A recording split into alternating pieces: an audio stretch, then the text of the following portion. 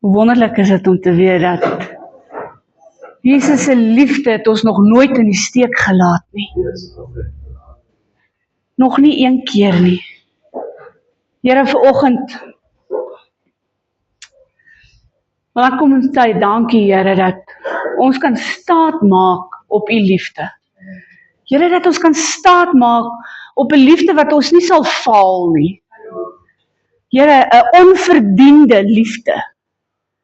Aba Vader, vanoggend wil ek kom en vra, Here, dat U my net die spreekbuis sal maak, Here.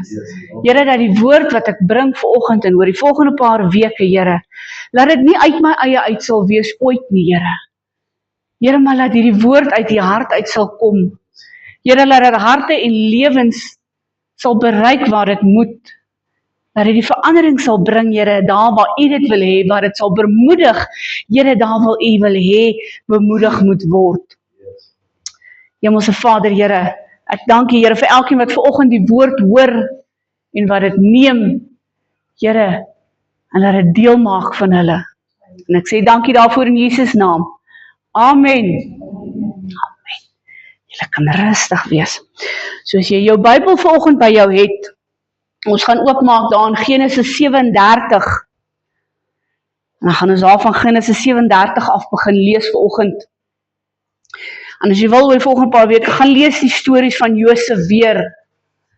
Jy raak weer lekker bekend met dinge en jy ontdek nuwe dinge wanneer jy dit lees. So ons begin daar in Genesis 37 vanaf vers 1. En Jakob het gewoon in die land van die vreemdelingskap van sy vader, in die land Kanaan. Dit is die geskiedenis van Jakob. Josef het as seun van 17 jaar die kleinvee opgepas saam met sy broers. Hy was nog jonk, met die seuns van Bilha en die seun van Silpa, en die vrou van sy vader. En Josef het die slegte gerug oor hulle na sy vader oorgebring. In Israel het Josef meer lief gehad as al sy seuns, want hy was vir hom 'n seun van die ouderdom, en hy het vir hom 'n lang rok met moue gemaak. Toe sy broers sien dat hulle vader hom meer as al sy broers lief het hulle hom gehaat, en kon nie vriendelik met hom praat nie. Ook het Josef 'n droom gehad, wat hy aan sy broers vertel het. Daaroor het hulle hom nog meer gehaat. Hy het naamlik vir hulle gesê, hoor tog hierdie droom wat ek gehad het. Kyk, ons was besig om gerwe te bind, en op die land, toe met eens my gerf gaan staan, en ek ook regop bly staan, terwyl hele gerwe daar rondom my kom, en hulle voor my gerf neerbuig. Toe sê sy broers aan hom, wil jy miskien oor ons regeer, of wil jy miskien oor ons heers? En hulle het hom nog meer gehaat, en oor sy drome, en oor sy woorde. Daarna het hy nog 'n ander droom gehad, en het aan sy broers vertel, en gesê, kyk, ek het nog 'n droom gehad, die son en die maan en die 11 sterre, het hulle voor my neergebuig. En toe hy dit aan sy vader en sy broers vertel, het sy vader hom hard bestraf en aan hom gesê, wat is dit vir 'n droom wat jy gehad het? Moet ons werklik kom, ek en jou moeder en jou broers, om ons voor jou na die aarde neer te buig? En sy broers was afgunstig op hom, maar sy vader het die saak in gedagte gehou. En sy broers het die kleinvee van hulle vader by Sichem gaan oppas. Toe sê Israel vir Josef, pas jou broers nie die vee op by Sichem nie? Laat ek jou na hulle toe stuur, en hy antwoord, hier is ek. Toe sê hy vir hom, gaan tog, verneem na die welstand van jou broers en die welstand van die vee, en bring vir my die berig terug. So het hy hom daarna uit die dal van Hebron weggestuur, en hy het by Sichem aangekom. Daarop kry 'n man, terwyl hy in die veld ronddwaal, en die man vra vir hom, wat soek jy? En hy antwoord, ek soek my broers. vertel my tog waar hulle die vee oppas.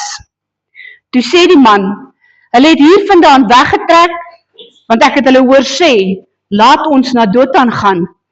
En Josef het agter sy broers aangegaan, en hulle in Dothan gevind.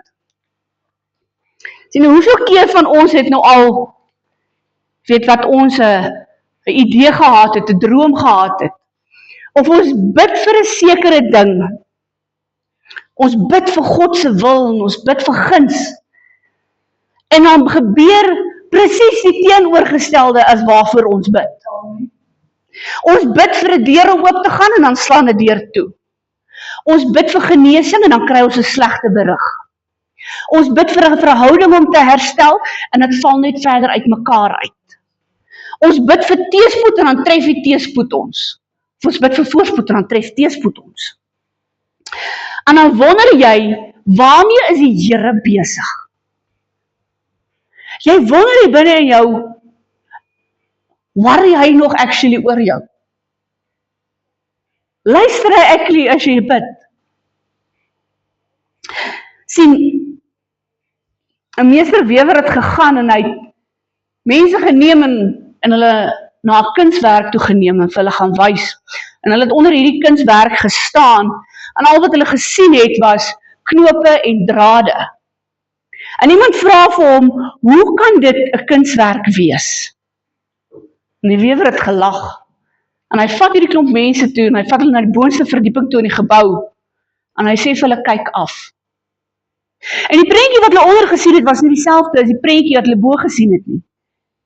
Want bo het jy 'n kunswerk gesien. Sien, van onder af lyk dinge baie de mekaar. Vir ons lyk dit ook so. Ons sien al die de mekaar in die lewe. Ons sien al die knope en die losdrade en God sien 'n ander prentjie. Net God nie uit ons oogpunt uit ooit kyk nie. En as ons kom en ons gaan lees Josef se storie, dan lees ons dit vinnig in die Bybel. Dit vat ons 20 minute max om Josef se storie te lees.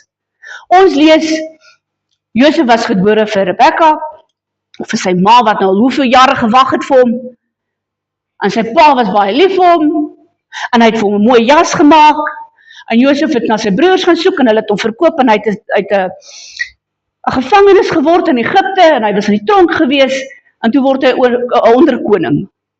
En dis wat ons lees gewoonlik. Sien maar, Josef het dit elke dag beleef. Elke dag was daar iets anders wat hy ervaar het. Elke dag het hy iets anders te beleef. Sien, God werk nie net aan ons eindbestemmings nie. God werk elke dag aan ons. God werk met dit waarmee ons nou besig is. Hy werk nie net aan môre nie. Sien, maar God het hierdie manier dat hy werk met onvolmaakte mense. God werk met nie mense wat perfek is nie. Genesis 37 vers 2 sê vir ons, en Josef het 'n slegte gerug na sy vader toe vertel gehad. Ek het 'n ander woord daarvoor, Josef was 'n snitch gewees. Josef was 'n klikbek. Stryd. Josef was 'n klikbek gewees. Hy het gaan sien wat doen sy broers, en dan hardloop hy na sy pa toe en dan sê vir hulle, kyk wat doen hulle nou alweer. En hy was nie volmaak gewees nie. Josef was maar 17 jaar oud gewees, hy was maar nog 'n kind. Sien, en Josef het stories gaan aandra. Hy het 'n slegte storie vir sy pa gaan vertel, met dinge waarmee sy broers besig was. Party mense sê dat Josef was heeltemal te eerlik gewees. Ander mense sê hy was onvolwasse gewees. Ander mense sê Josef was actually volwasse gewees om dit vir sy pa te gaan sê. Sien maar, Josef was nie perfek nie. En tog het God gebruik. Tog het God gekies om vir Josef te gebruik. Sien, God roep nie mense omdat hulle perfek is nie. Hy maak mense bruikbaar wanneer hy hulle roep. As God net volmaakte mense gebruik het, sou hy nooit vir Moses gebruik het nie. Want Moses het gehakkel. Hy sou nooit vir Dawid gebruik het nie. Dawid sou nooit 'n koning geword het, die Dawid was maar ou skaapwagtertjie gewees. Hy het daar in die stof en modder rondgerol loop saam met die skape. As God perfekte mense gebruik het, sou Petrus nooit die evangelie verkondig het nie. Want Petrus was 'n verraaier. Hy sou nooit vir Paulus gebruik het om 'n sendeling te word nie. Want Paulus was 'n moordenaar. En hy sou ook nie vir my of jou kon gebruik het nie. Want ons is net so onvolmaak soos wat hulle was. Baie mense dink, ek moet eers my lewe reg kry, voor die Here my sal kan gebruik. Sien, maar dit werk nie so nie. God het 'n proses waar hy jou lewe gebruik soos wat dit nou is. En in die proses help hy jou om jou lewe reg te kry. Sien, ek is nogal bly dat God nie gewag het tot Petrus eendag perfek sou gewees het nie. Want as God moes gewag het vir Petrus om perfek te wees, het ons moontlik vandag nog gewag. Weet nie as ek dink nee, daar's mense wat sal sê, hulle is baie naby aan perfeksie. Hulle is baie naby aan volmaak. Maar as jy jou lewensmaat gaan vra, gaan hulle vir jou baie vinnig sê, jy is nog in die proses van heiligmaking. Sien, maar God se guns het hierdie manier om weerstand te trek. Jy het agtergekom dat wanneer die guns van die Here op jou lewe is, loop alles verkeerd. Wanneer die Here ekstra besig is met jou, wil niks regloop in jou lewe nie. In vers 3 en 4 het ons gelees, en Israel het Josef baie meer lief gehad as al die ander seuns, want hy was 'n seun van sy ouderdom. En hy het vir hom 'n lang rok met moue gemaak, en toe sy broers dit gesien het, het hulle hom meer gehaat. Toe sy broers agtergekom het en gesien het, dat hulle pa het vir Josef meer lief gehad, het hulle hom nog meer verag, nog meer gehaat. Sien, daardie jare was klere 'n teken gewees van 'n persoon se identiteit. Dit was 'n teken van hulle posisie, van hulle gesag in die lewe gewees, van wie hulle was. Hierdie kleed wat vir Josef gegee was, het gesê dat Josef is iets besonders gewees. Hy is ekstra spesiaal gewees. Daardie guns wat daardie kleed vir hom gegee het geweldige jaloesie ontlok onder sy broers. Jy het agtergekom dat wanneer dit baie goed gaan in jou lewe, hoe jaloes raak mense op jou. Mense kan dit nie vat nie. Sien, die woord vir lief hê in Hebreëus is die woord ahab. Dit beteken 'n verbondsliefde. Dis 'n spesiale liefde. Dis 'n liefde wat Jakob vir Josef gehad het. Dis 'n liefde wat God vir ons het. Daai verbondsliefde. Sien maar, wanneer daar voortrekkery is daar spanning. As jy die een kind voortrek teenoor die ander een, dan is daar gewoonlik spanning tussen onder die kinders. Sien, om God se guns beteken nie dat almal gaan van jou hou nie. Inteendeel, hoe meer God se guns op jou lewe is, hoe minder hou mense van jou. Hoe nader jy aan God leef, hoe meer weerstand het jy. Dis nie omdat jy beter is nie, maar as omdat hoe nader jy aan God leef, hoe minder kan die duisternis uitkom. Want duisternis kan nie in lig staan nie. Hoe nader jy aan God leef, hoe meer God se guns op jou lewe is, hoe meer skyn die lig. En hoe meer word lig blootgestel. 2 Timoteus het Paulus iets geskryf, hy skryf daarson, 2 Timoteus, hy sê, almal wat godvrugtig wil lewe in Christus Jesus sal vervolg word. Almal wat in die lig loop, sal teenstand kry. Almal wat met God se guns loop, sal nie verdra word nie. Want die duisternis hou nie van dit waarmee God besig is in jou lewe nie. So die vyand is nie bang vir jou verlede nie. Hy worry nie oor jou verlede nie. Die vyand is bang vir jou toekoms. Die vyand is bang vir jou roeping. En hy weet nie alles nie. Die vyand is nie alswetend nie. Hy kan nie alles wees nie, en hy kan ook nie oralste wees nie. Maar die ding is, as hy sien, dat God begin iemand gebruik, gaan hy alles in sy vermoë doen om jou te potjie. Hy gaan alles in sy vermoë doen om jou te probeer breek. Dat jy jou moed moet verloor. Hy wil hê dat jy moet jou roeping neerlê. Hy wil nie hê dat jy moet 'n roeping bereik nie.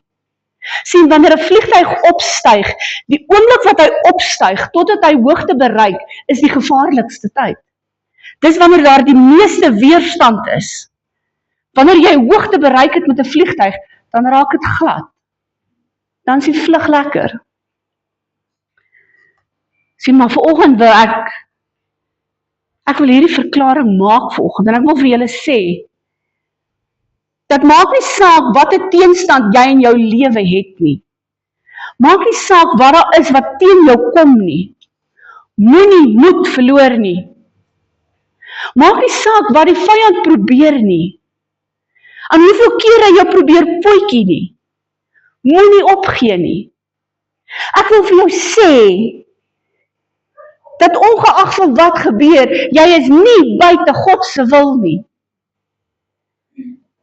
Ek wil vir jou sê vanoggend, dit beteken jy is besig om op te styg. Jy is besig om iets te bereik. Dis hoekom die vyand jou wil stop. Sien, en almal van ons kry drome in ons lewe. En drome word gegee voordat jou karakter gevorm word. Josef het 'n droom gekry nog voor hy geweet het waartoe hy op pad was. Ons het gelees daar in vers 5, hy sê, ook het Josef 'n droom gehad wat hy aan sy broers gaan vertel het. En daaroor het hulle hom gehaat. Sien, jy kry baie keer 'n droom waarvoor jy nie weet wat gaan gebeur nie. Partykeer kom die Here en hy gee droom in jou hart, en jy het geen idee hoekom hy daardie droom vir jou gee nie. God gee drome nog voor jy reg is om actually eers in daai droom in te stap. Sien, Josef het 'n droom gekry nog voor hy gereed was om 'n droom te dra. God gee eers die visie en dan begin hy vorm. Dan begin hy werk, want dan moet 'n droom wees. Dan moet iets wees om na te streef. Sien, as God vir Josef die droom gegee het, toe hy in Egipte was, sou Josef nooit geweet het, hoekom hy hierdie droom gekry het nie. Hy sou nooit verstaan het, hoekom het God vir hom 'n droom gegee, dat sy broers voor hom sou buig nie. Sy droom was daar om vir hom hoop te gee. Iets te gee om voor te lewe. Maar in die proses moes God sy karakter bou. En hy doen presies dieselfde met ons. God gee vir ons drome, sodat jy hoop kan hê. En in die proses bou hy jou karakter. Jeremia 29 vers 11 is bekend, hy sê, ek weet wat 'n gedagtes ek aangaande julle koester. Met ander woorde, ek weet wat 'n drome ek het vir jou. Gedagtes van vrede en nie onheil nie, van 'n hoopvolle toekoms. In ander woorde, God het drome oor ons. Drome oor 'n hoopvolle toekoms. Kyk wat sê Spreuke 13 vers 12, en ek het dit gaan haal uit die Passion Translation uit, want die Passion Translation sê dit baie mooier. Hy sê, when hope's dream seems to drag on, the delay can be depressing. But when at last your dream comes true, life's sweetness will fill your soul. Dis baie depressing wanneer die Here vir jou 'n droom gee en daai droom lê en niks gebeur nie. En jy kan nie verstaan hoekom werk niks nie. Maar daar gaan 'n dag kom, wanneer jy ervaar dat dis nie meer net 'n droom nie, dis 'n werklikheid. Sien, en dalk het jy jare terug 'n droom ontvang. Dalk het die Here jare terug vir jou iets gewys, of iets gesê, wat moet gaan gebeur. Partykeer vergeet jy van jou drome. Maar dan kom daar 'n tyd wat die Here daai droom weer opbring, wat dit weer wakker maak. En dan kan jy nie verstaan hoekom het nog niks gebeur nie. Kan jy verstaan hoekom het hierdie droom nooit 'n werklikheid geword nie. Maar vertraging is nie dieselfde as verwerping nie. Uitstel is nie afstel nie. Ou mense het altyd gesê uitstel is afstel. Maar God sê iets anderste. Met God is uitstel nie afstel nie. Want wanneer die Here 'n ding uitstel, beteken dit net jy's nie nou reg nie. God is nooit laat met 'n ding nie. Hy is besig. Hy is besig om te werk. Sien, drome is daar om ons te bemoedig. Drome word gegee vir jou om uit te kyk na iets toe. Om 'n opwinding te kry in jou siel oor iets. Dit gee vir jou 'n spesifieke rigting waartoe jy veronderstel is om te beweeg. Drome is daar om jou geloof te onderhou. Dit bou jou geduld. Dit bou jou krag. Imagine as ons nooit drome gehad het nie. Hoe vervelig sou jou lewe gewees het. Jy het niks om na uit te sien nie. Sien, maar drome bring hernuwing. Drome bring vreugde in ons lewe. As 'n boer gaan en hy plant mielies. En dan gaan kyk hy, môre is daar niks nie, en oormôre is daar niks nie. Ek doen dit baie soos groenteplant. Ek sal my nie 'n week vat nie, ek sal elke dag al wees om te gaan kyk, wat het al opgekom? Hoe ver groei die goed? Sien maar, niemand sien wat onder die grond gebeur nie. Die boer sien nie wat besig is om met 'n mielie te gebeur nie. Vir hom lyk dit of daar dalk niks gebeur nie. Maar onder die grond gebeur alles. Daai mielie kry vog, en hy swel uit, en hy bars oop, en die wortels kom uit, en hy groei. Sien, net omdat ons niks sien nou nie, net omdat jy dalk nou niks ervaar nie, beteken dit nie God is besig om niks te doen nie. Die belangrikste werke gebeur onder die oppervlaktes. Die belangrikste werke gebeur daar waar ons dit nie kan sien nie. Wanneer ons dit nie kan ervaar nie. En vanoggend wil ek vir julle so 'n paar versies gee om julle te bemoedig. Wanneer jy voel daar gebeur niks nie, dan gee God vir ons beloftes in sy woord, juis om ons te bemoedig. En ek wil julle los vanoggend met hierdie versies. Jesaja 40 vers 31 sê, maar die wat op die Here wag, kry nuwe krag.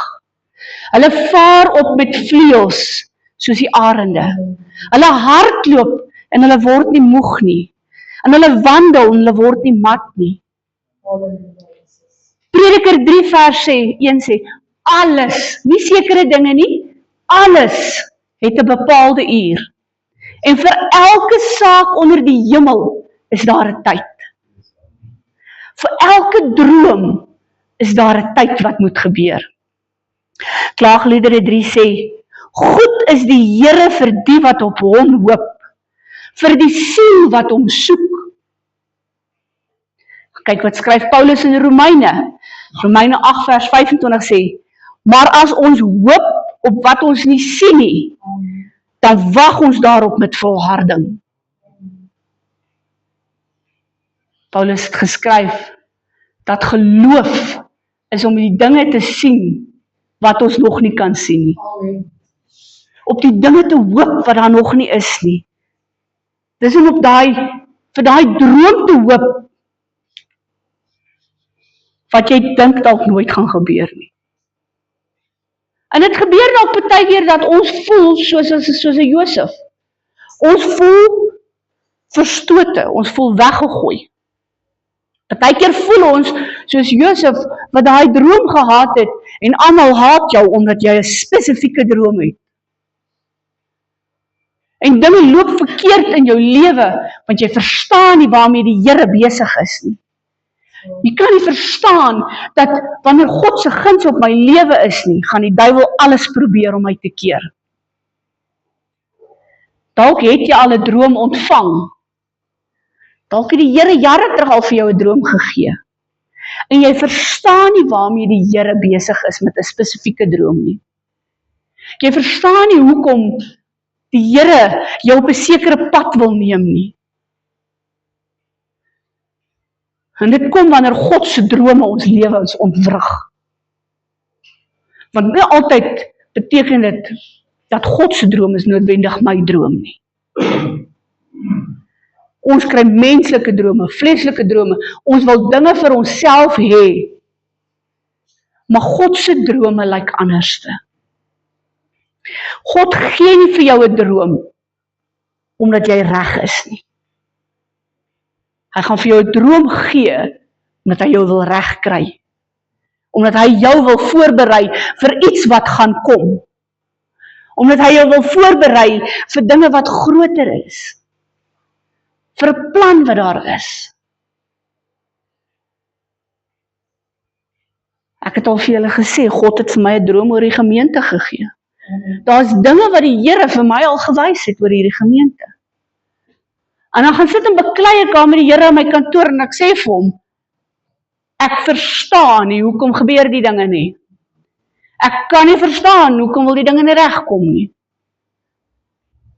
Ek kan nie verstaan, hoekom is dinge partykeer so moeilik nie. Maar meanwhile is die Here besig met ander dinge. Meanwhile is die Here besig om groter werk te doen as wat ons nou kan sien. Die droom wat jy in jou lewe het, verstaan jy nie dalk nou waarmee die Here besig is nie. Maar in die agtergrond is die Here besig met groter dinge. In die agtergrond is die Here besig met wonderbaarlike dinge. Dinge waarvoor jy nie nou reg is nie. Dinge waarvoor die Here jou moet oplei. Waarvoor jy spesifieke opleiding moet gee. En dis nie opleiding wat ek of enige iemand aan die kerk of by enige college vir jou kan gee nie. Dis opleiding wat die Here self vir jou gaan moet gee. Daar's kere in ons lewens wanneer die Here jou moet leer en nie mense nie. Want as die mens jou gaan leer om 'n ding te doen, gaan hy jou die verkeerde manier leer. Daar's tye in die lewe wat ons dit by God self moet gaan hoor. En as jy nie by die Here se voete sit nie, hoe gaan jy dit hoor? As jy nie verhouding met hom het nie, hoe gaan jy sy stem hoor? Hoe gaan jy weet wat is sy wil en sy drome vir jou lewe? As jy nie die Here het as jou saligmaker het nie, as jou alles is nie, hoe gaan jy weet wat die Here beplan het vir jou? Al wat jy in jou lewe gaan sien is teëspoed. En al wat jy gaan ervaar is almal is teen my. En niks loop reg vir my nie. Maar wanneer die Here daar is, wanneer die Here jou nommer 1 is, nie nommer 1.2 nie, hy moet nommer 1 wees.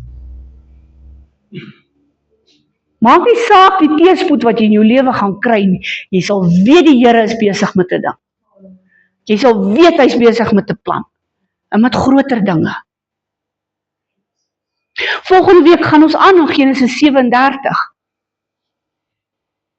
En jy gaan agterkom, hoekom Josef moes in 'n put beland het. Partykeer gebeur dit, dat die Here vir jou 'n droom gee en dan gooi hy jou in 'n put in. Daar's 'n rede hoekom jy in 'n put beland. Daar's 'n rede hoekom ons deur 'n woestynproses gaan. Deur woestynperiodes gaan in ons lewens. God gebruik alles. Nie net sekere dinge in ons lewens nie. Amen. Elke oog gesluit volgend. Here,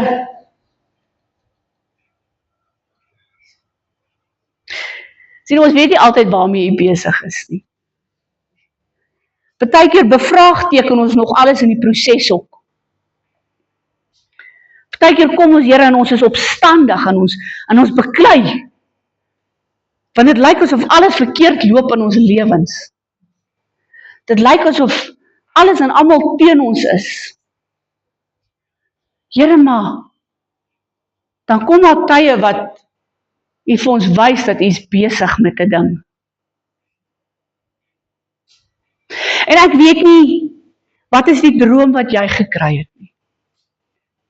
Ek weet nie, wat is die ding waarmee jy sukkel nie.